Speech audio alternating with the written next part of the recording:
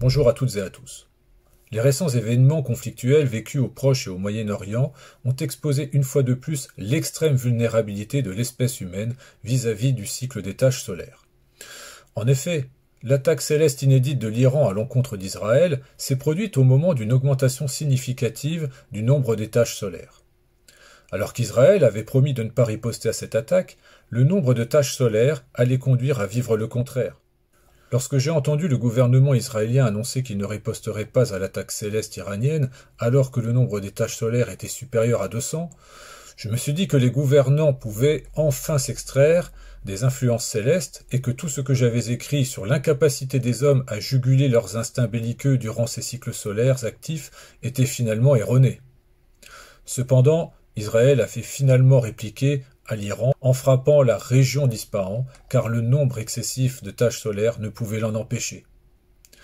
Que dire de la Chambre des représentants des États-Unis, qui a validé des budgets conséquents à la guerre en Europe orientale et à celle au Proche-Orient durant ce cycle solaire redoutable?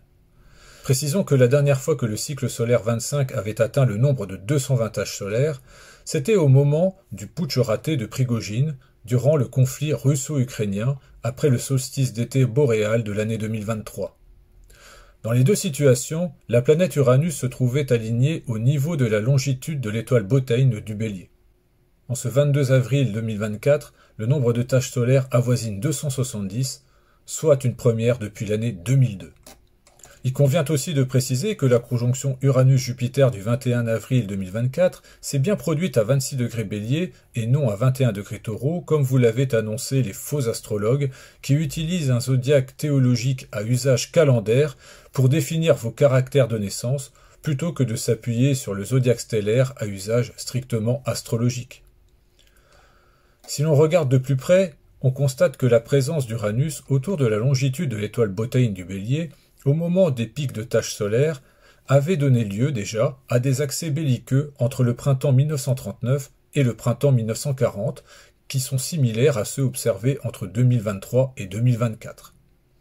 En outre, la sensibilité des êtres humains est encore mise à rude épreuve et nous pouvons que constater avec fatalité leur incapacité à contenir leur colère, leurs inclinations aux rébellions et aux conflits armés.